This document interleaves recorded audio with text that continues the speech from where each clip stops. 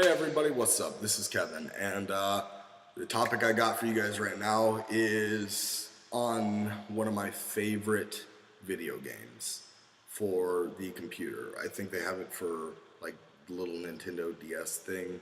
I'm not 100% sure. I think I've seen it around. But anyways, the game is called Spore. All right. Now check this out.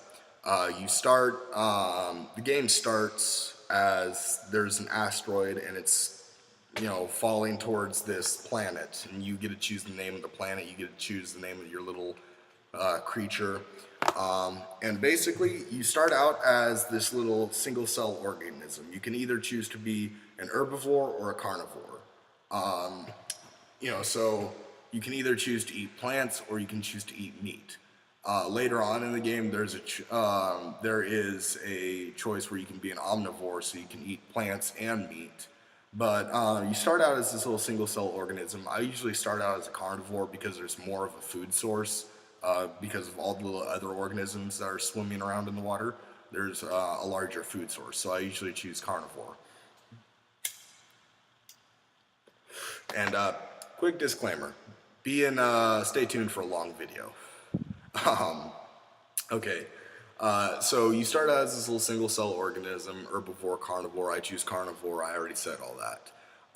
And you swim around, you eat your little plants or you eat your little fish, and you grow.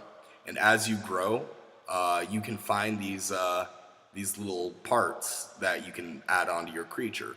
Like you can find cilia, which are these little they're these little fins. I get that a cilia isn't a fin, but that's what they're depicted as in a game. You can choose you can get different mouths.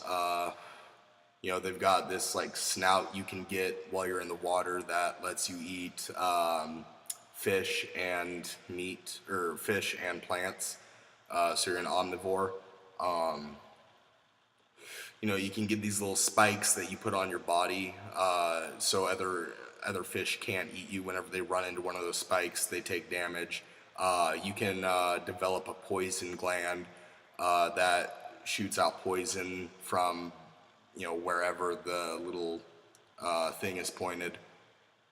You can get this little electrode that you put on your body that creates electricity that shocks other organisms around you. There's tons of different things. And then you go around and you eat, meat or you eat plants. And what you do is you go through this developmental phase while you're doing that. And then at the end of that stage, you grow this tiny little brain, and you move out of the water, and you give your creature legs, and you can make your creature into a four-legged creature or a two-legged creature. You can give your creature wings.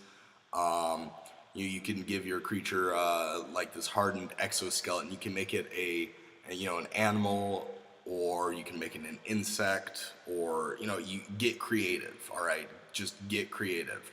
Fill in the blank. This is a fucking Mad Lib here. Fill in the goddamn blank. All right, this game is fucking awesome. So you go around in the creature phase, all right, and then all these creatures, whether you choose to make it an insect or a bird or an animal or whatever you choose to make it, they all have these nests. And there's all these nests that surround your nest. And you go around and you can either make friends with these creatures, or you can attack these creatures and you can make them extinct. You go through levels, not really levels. I guess it's more based. I guess the way you know whether you want to attack a creature or not is based on the life. Obviously, if you've got 10 little life and the creature you're looking at has 50, obviously you're probably going to want to turn around and run or try to make friends with it. I don't even know if that's possible I don't even know if that kind of a creature would be around when you first start the game. But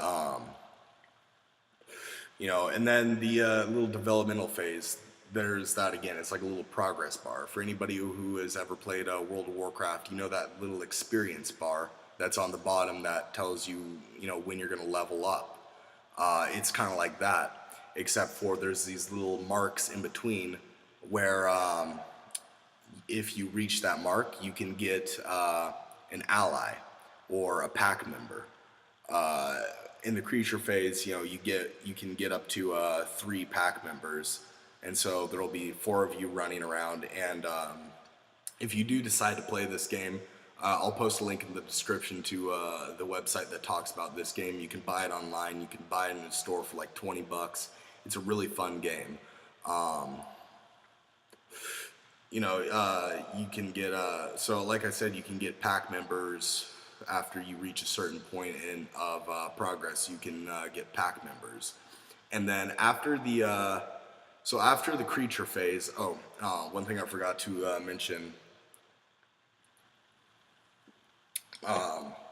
One thing I forgot to mention is when you reach the creature phase, a whole lot more things unlock, and you unlock abilities. Bite, which is depending on how you start your creature off, you always have bite as an attack. You have bite as an attack and sing as a socialization tool. You always have those because those depend on the mouth that you have. Obviously, your creature has to have a mouth or you're going to die of starvation. Now, you know, I've played it, you know, just messing around where I take the mouth off and I save the creature. And you can make your creature, you know, go around the world without a mouth, but you won't have bite or sing, and you won't be able to eat, and your creature will inevitably die of starvation. Now, there's no game over in this game. You know, like, let's say I attack this, you know, tra-la-la-la-la, all right? It's a little monster, and it's called tra-la-la, and I attack it, and it kills me. Well, there's no game over screen. There's no you lose screen. There's no you fucking suck screen, all right? That's what I like about this game, too. I'm not very good at video games, and that's what I like about this, is that there is no game over screen. What happens when you die is you respawn at your nest, and you hatch from an egg, and it starts your character over. If you have pack members and you're the only one that dies, you start over at your nest with a bunch of other pack members, and they all start out as babies, and then they just grow up really quickly. I don't know, obviously this game isn't real time, and actually if you click on the bottom, like when your experience bar fills up, it'll have an evolution button. When your experience bar isn't all the way up, that evolution button is actually a history button. If you click on that, you can look at how your creature started when you were a single cell organism, and it'll go through every single change you made, what cells you've killed, how many pieces of meat or how many plants you've eaten, what you found in your adventures, and it's you guys are gonna get sick of hearing this, but it's a really cool game. Anyways, in the top, in this part of the screen, in this general area of the screen, you'll see a little thing that says, you know, it has numbers, and it's trillion, billion, million, and hundred, and that tells you how many years your creature has, you know, been alive, or how long it's been in existence. Obviously, it's not in real time because humans don't live for, you know, 5 trillion years. And if they did, I doubt somebody would be playing it for that long. You know, even a diehard fan of Spore like me would get tired of it after that long. I would probably have beaten the game 1,000,000 times over and just said fuck it after probably a year. So just click out of that little history chart, I guess you'd call it, and you know, you go back to the gameplay. Now, after the creature phase, you go into the tribe phase.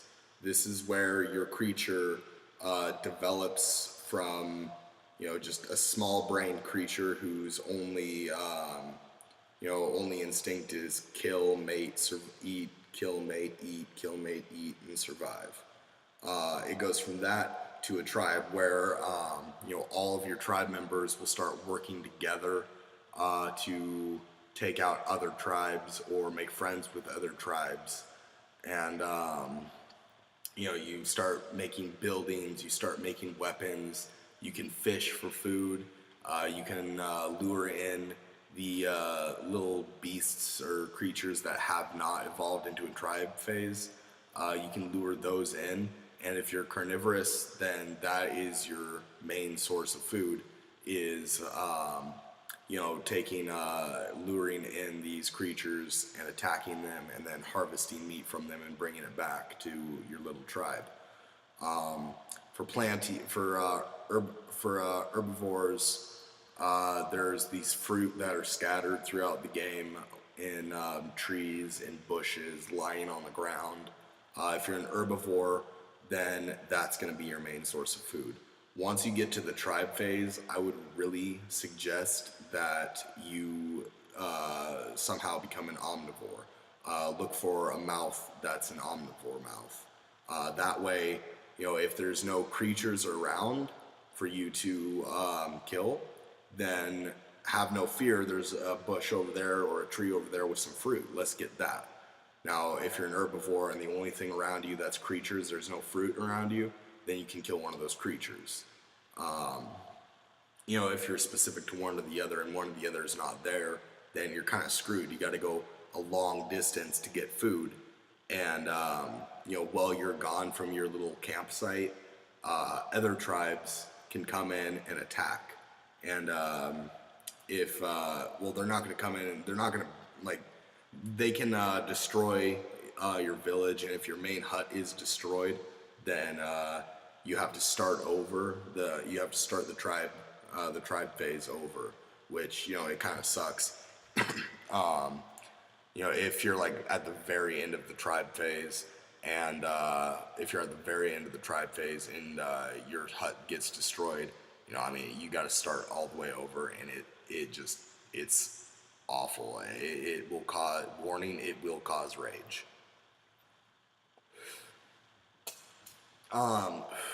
The other thing though is that food, that's a resource that, especially in the tribe phase, everybody wants it. All right, everybody wants it, everybody needs it. It was the same when we were starting to walk upright and all of that. It was the same thing. What is something that we do habitually every single day? We eat. All right, we eat. Now there's always exceptions. A day of fasting, you don't eat at all during the entire day. I think Ramadan, the Muslim tradition, I think that's another holiday where you don't eat, and I'm not really sure what Ramadan symbolizes. It's probably Ramadan's probably the showing that I honestly don't know. Something about Muhammad maybe. Anyways, that's off topic. That's not Spore. I'm talking about Spore. We're talking about Spore right now. So anyways, food, that's a huge, resource. What happens is, let's say you've got some food, whether it's fruits, whether it's meat, or both. If you don't have anybody at your little tribe area, at your little village, then creatures will come in and take your food. Or another tribe will come in and they will take your food. And that's the first thing they'll do. Let's say you're going and attacking blue tribe. All right, you're orange tribe, and you're gonna go attack blue tribe, and then red tribe over there. Blue tribe's up that way. Red tribe is over there, and they're pretty close by. They're gonna come over to your village. They're gonna take your food. They're gonna take all of your food, and then they're gonna come back, and then they're gonna burn the village down. All right, so we've covered the cell stage, we've covered the creature stage, and we've covered the tribe stage. So now we're gonna get into the civilization stage, which is pretty much, well, not, no, we're kind of past that right now, semi past that in real life. But in the now we're going into the civilization stage in Spore, and there, food is, you no longer have to collect food or anything. Now what your main goal is during the creature phase, while you're wandering around, you're going to see a lot of these little geysers that shoot up, some kind of a colored steam, and if you walk over that, it'll shoot you into the air and you'll go flying. If you walk over that, I hope you guys have wings, because it can cause fall damage, and if you do it by a cliff, then you can guarantee a respawn. With wings, that obviously just kind of takes it out of the question, because you can glide safely to the ground. Anyways, so in the civilization stage, though, you find out that these little geysers of this colored steam is called spice. And spice is a valuable resource. It's what you buy things with. This spice is your currency in this, okay? In this game, spice is what your currency is. Well, spore bucks is what your currency is, but spice is transferred to spore bucks. And I think this is the third cigarette I've chain smoked so far, but oh well. Anyway, so we're in the civilization stage. I make my badass little land cruiser, and I complete the tutorials. Now I can make an entire military. All right, I can make the Army, the Navy, and the Air Force. And what I mean by that is you make air vehicles, you make sea vehicles, and you make land vehicles. Air is purely for attacking. You're not going to find any spice resources up in the sky. That's purely for defense, all right? Because you're going to get all these other, once you go into the civilization stage, all these other creatures are going to go into a civilization stage too. Now, there's still going to be the creatures that never evolved. And there's not going to be any more tribes. So, you don't have to worry about another tribe coming in and taking your stuff. What you do have to worry about is another civilization coming in and killing you. Now, here's the thing about the civilization stage, though. It's no longer different creatures that are a civilization. The creature you make is now what is all over the place, because you're the leader of this. Don't worry, the other creatures will come back, but that's in the space age stage, and I'll talk about that later. Right now, I'm going to continue talking about civilization. So, what you need the water vehicles for, what you need the boats for, is a lot of times you'll be looking around on the map, and you'll see a spice geyser in the water. Well, your land vehicles can't get into the water, all right? They can't get into the water. Air vehicles can't collect spice. There's no way they can collect them, at least none that I have found. That's where the sea vehicles come in. You sail over to these spice geysers, and you claim them. Now, with the other civilizations, like I said, they're all your creature, but there's 3 classes, and this is where the classes change. Before, the 3 classes were carnivore, omnivore, and herbivore. Those are no longer necessary. Although you can still change how your guy looks, everything you put on there, hardened bones or whatever, it's all useless. It's just, everything is for decoration, because you have now entered the phase of guns and technology and stuff. I think in the tribal phase you can still use things like spit, which is where poison comes in. But I'm not 100. Whoa. Whoa, whoa, hold up, hold up, hold up.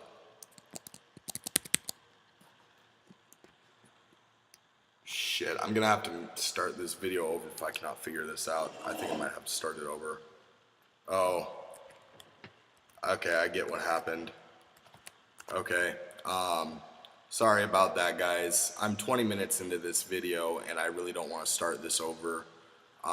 So I'm just gonna keep going with this video. What happened is my screensaver popped up. I've been screwing around with my settings, and I put the settings to never let my computer sleep, never go to the screensaver. I don't know what's going on with that, but I'm just gonna keep moving my mouse around every like 3 minutes just so it doesn't happen again. Sorry about that little pause. I'll probably put like an annotation into the video or something saying skip to 20 minutes and 30 seconds or something like that. Anyways, well, if I do, then you'll have already skipped that, and that will just be kind of redundant. Anyways, so where was I? Civilization stage. Okay, I think I was talking about the tribal phase, how you still use spit and charge, but I'm gonna go back to civilization stage. In this, your land vehicles will collect spice on the land, and they can also attack. They'll shoot at other land vehicles. I don't think they can attack air, but if a sea vehicle is close enough to the shore, if it's in their range, they'll shoot at another sea vehicle too.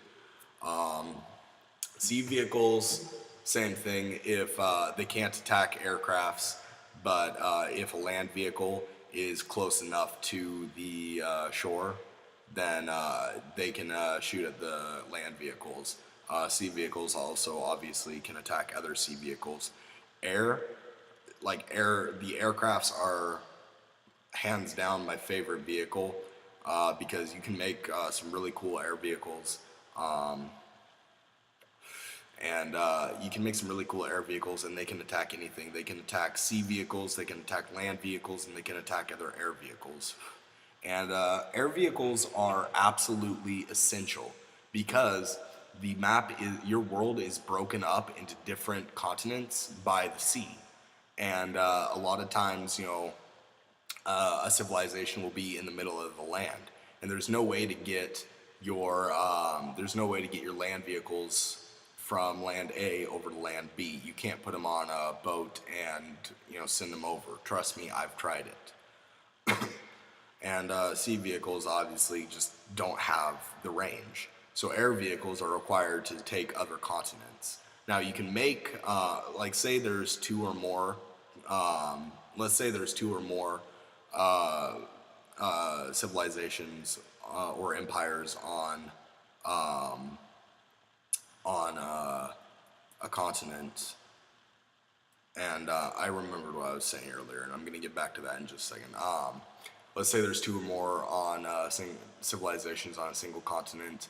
You're going to attack one of the civilizations and take it over, and then it'll become one of your continent, or it'll become one of your civilizations. They'll join your force. And that actually ties in perfectly to what I was saying before about the three classes: omnivore, herbivore, and carnivore. So you don't have those three classes anymore. What you have is economic, military, and religious.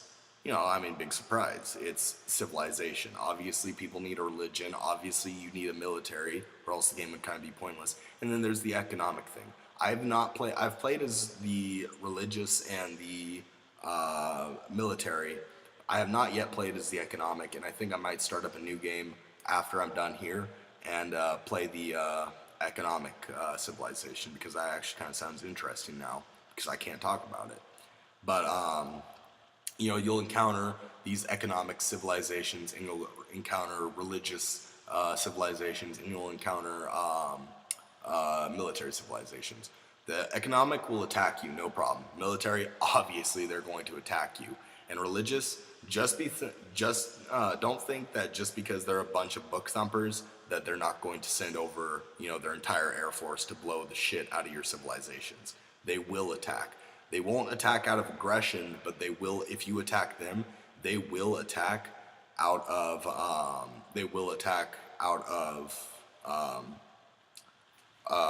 just lost my train of thought. They will attack in retaliation.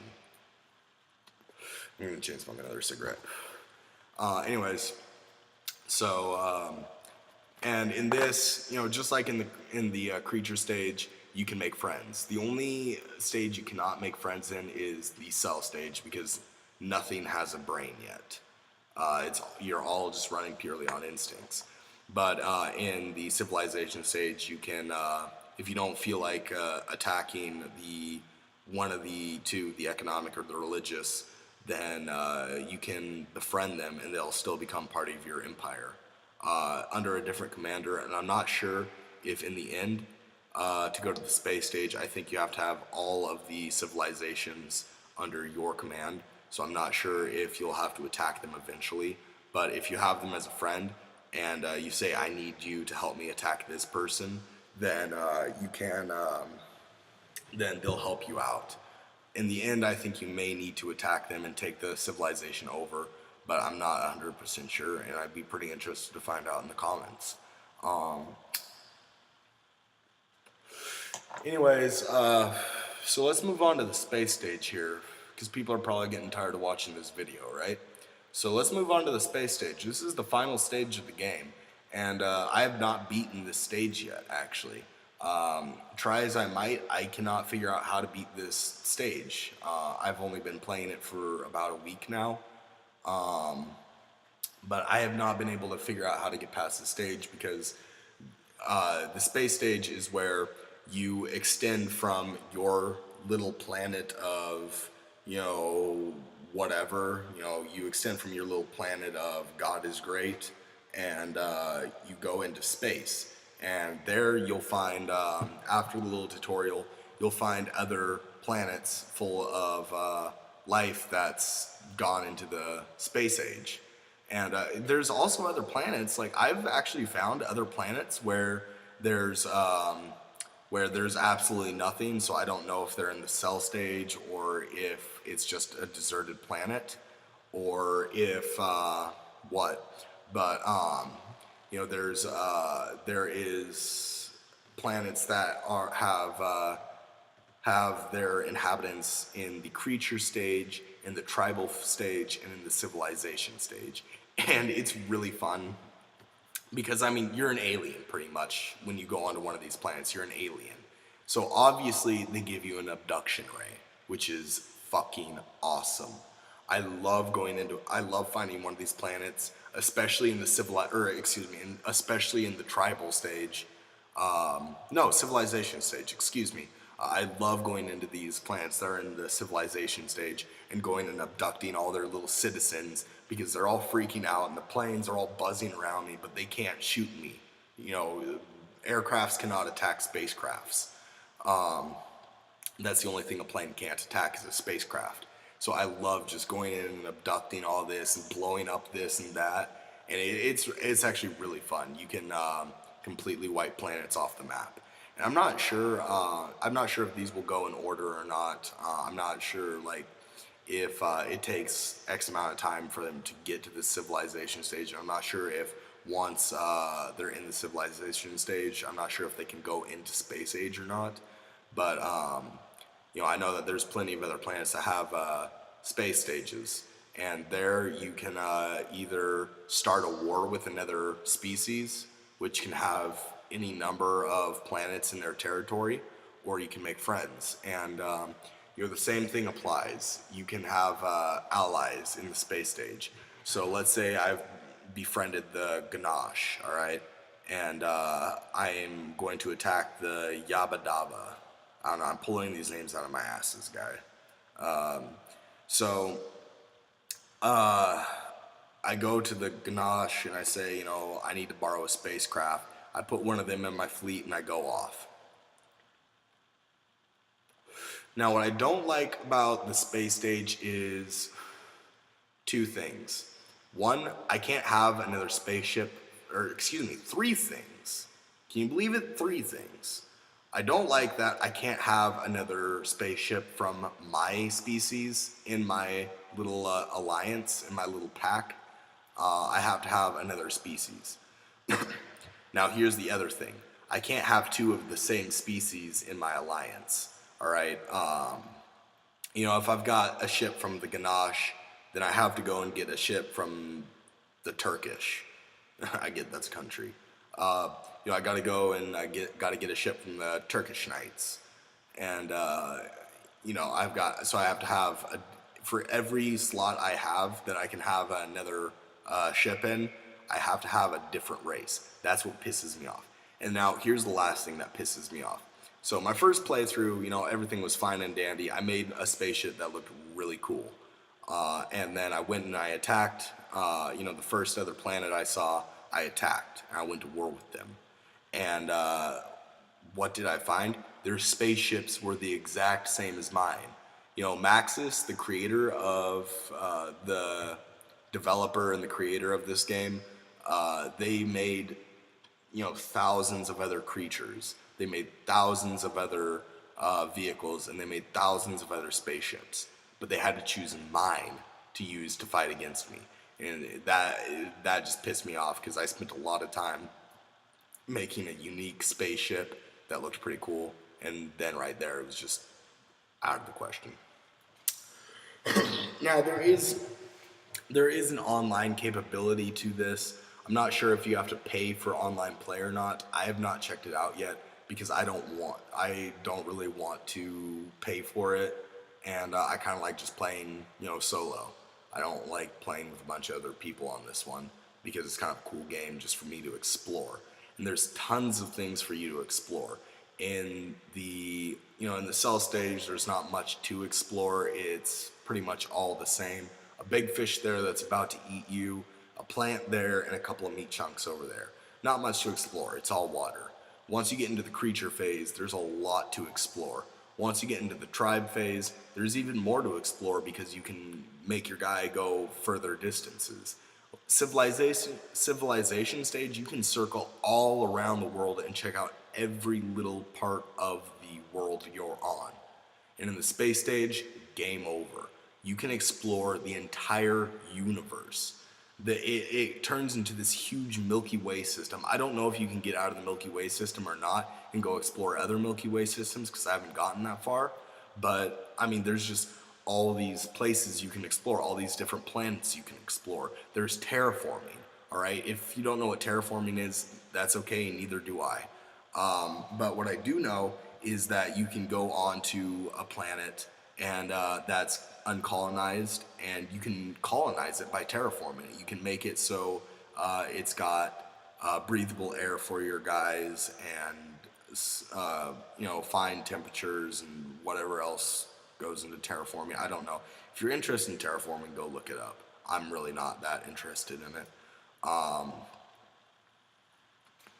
But you can create, you can completely change a world. You can raise the land, you can lower the land, you can make it an extremely hot temperature, you can make it an extremely cold temperature, you can change the color of the sea, you can have a red sea, a purple sea, an orange sea, a blue sea, a green, whatever color. You can make it pretty much any color you want to if you have the right tools.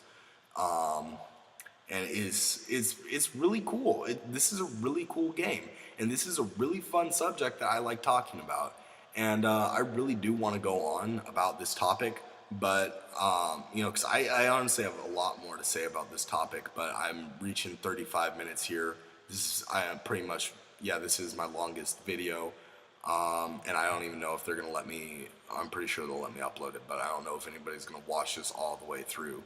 So I'm gonna go ahead and cut this video off here. And if you guys want to hear me talk about Spore more, or if you guys want me to show what some gameplay looks like, I'll tinker around with the system here, see if I can figure out how to convert gameplay over to YouTube. I know there's some way you can do it because I watch videos all the time where people do it. I just got to figure out how to do it.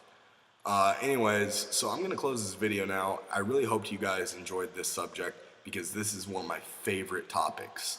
And I really enjoyed this topic. This is a really cool game. Like I said, I'm gonna post a link in the description to the Maxis website where you can check this game out. You can buy it online or you can buy it in the store. I think it rounds to about 20 bucks. And it's, please guys, if nothing else, just check out the website because this is pretty cool. So hey, leave me a like, leave me a comment. Let me know what you want me to talk about. Subscribe if you got a chance to. I mean, it can never really hurt. So yeah, with that said, I will see you guys later. Have a great day or night wherever you are. And yeah, I'll see you all later. Bye-bye.